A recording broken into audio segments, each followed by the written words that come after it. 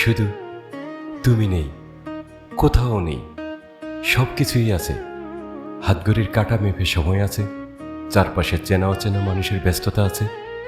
জীবনটাও তো থেমে নেই, সে তার নিজের চেনা নিয়মে চেনা গতিতে ঠিকই এগিয়ে চলেছে। অথচ কি অদ্ভুত, তাই না? তুমি না থেকে রয়ে গেছ আমার প্রতিটা অভ্যাসে।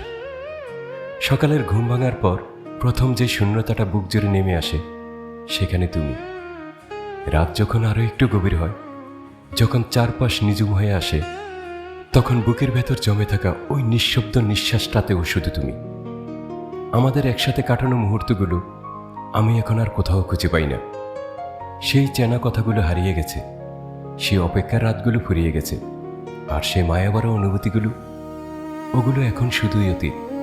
মাঝে মাঝে একা বসে যখন ভাবি, তখন মনে হয় কোনো এক একাকী রাতে কেউ একজন খুব নিঃশব্দে আমার জীবন থেকে আস্ত একটা পৃথিবী সরিয়ে নিয়ে গেছে, আর আমি টেরটাও পাইনি। বাস্তবের এই পৃথিবীটা আসলে বড় নিষ্ঠুর। এখানে হঠাৎ করে কেউ বদলে যায় না, হঠাৎ করে কোনো সম্পর্ক শেষও হয়ে যায় না। একটা মানুষ যখন আপনাকে ছেড়ে চলে যাওয়ার চূড়ান্ত সিদ্ধান্ত নেয়, তার পেছনে থাকে অনেক দিনের চাপা দূরত্ব, অনেক গোপন হিসেব নিকেশ, আর অনেক নিখুঁত অভিনয়। বাস্তবের পৃথিবীতে কেউই বোকা নয়। প্রত্যেকটা মানুষ নিজের প্রয়োজন, নিজের স্বার্থ, নিজের ভবিষ্যৎ খুব ভালো করেই বুঝে। স্বার্থপর কেবল সেই মানুষটাই হতে পারে না যে সত্যিকারের ভালোবাসে।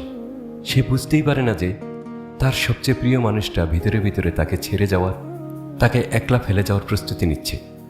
কারণ ভালোবাসা মানুষকে অন্ধ করে দেয়, আর অভিনয় মানুষকে ভয়ঙ্কর রকমের নিখুঁত বানিয়ে দেয়। যে সত্যি কাউকে নিজের চেয়ে বেশি ভালোবাসে, সে কখনো স্বপ্নেও কল্পনা করতে পারে না যে যার চোখের দিকে তাকে সে পুরো দুনিয়া ভুলে যেত, সেই মানুষটাই একদিন অবলীলায় তার চোখে চোখ রেখে মিথ্যে অনুভূতির অভিনয় করে যাবে। সুন্দর জিনিসের প্রতি আকর্ষণ তো সবারই থাকে, এটাই প্রকৃতির নিয়ম। কারো সুন্দর চেহারা, কারো মিষ্টি হাসি, কারো কথা বলার মায়াবী ভঙ্গি। প্রথম ভালো লাগাটা হয়তো সেখান থেকেই জন্ম নেয়। একটা মেয়ের ক্ষেত্রে হয়তো তার সুন্দর মুখটাই অনেক সময় যথেষ্ট হয়ে যায়। কেউ না কেউ ঠিকই তার রূপের মায়া, তার সৌন্দর্য হাসিতে আটকে যায়। কিন্তু একটা ছেলের জীবনটা এতটা সহজ নয়।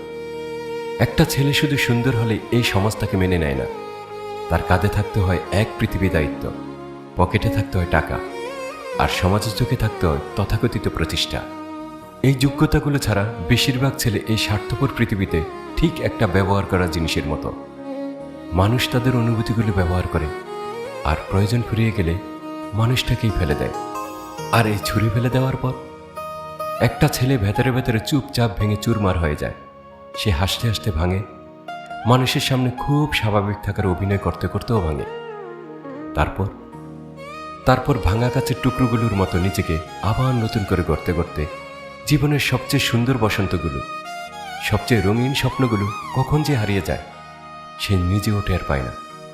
আবার কেউ কেউ এমনও আছে যাদের ভাঙনের শব্দ বাইরে থেকে কেউ কোনোদিন শুনতে পায় না, কিন্তু ভেতরে ভেতরে তারা এতটাই শেষ হয়ে যায়, এতটাই নিঃস্ব হয়ে যায় যে আর কোনোদিন উঠে দাঁড়ানোর শক্তিটুকু অবশিষ্ট থাকে না। অনুভূতির কষ্ট আসলে ছেলে বা মেয়ে আলাদা করে দেখে না। ভালোবাসার আঘাতে সবাই সমানভাবে ডুবে যায়, সমানভাবে পুড়ে যায়। পার্থক্য শুধু এতটুকুই, কারো চোখের জল দুনিয়ার মানুষ দেখতে পায়, আর কারো বুকের ভেতরটা লোকচক্ষুর আড়ালে নীরবে নিভৃতে ছাই হয়ে যায়। তাই বলি কি, ভালোবাসার শুরুটা যদি সুন্দর নাও করতে পারেন, অন্তত শেষটা কুৎসিত করবেন না।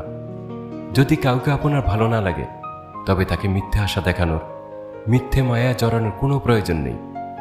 কারণ একটা সরাসরি না হয়তো একটা মানুষকে কিছুদিন কষ্ট দেবে, কিন্তু মিথ্যে ভালোবাসার এই নিখুঁত অভিনয় একটা জ্যান্ত মানুষকে সারা জীবনের জন্য ভিতর থেকে মেরে ফেলে। সবচেয়ে ভয়ঙ্কর মৃত্যু হয়তো সেটাই, যেখানে শরীরটা বেঁচে থাকে কিন্তু অনুভূতিগুলো ধীরে ধীরে মরে যায়।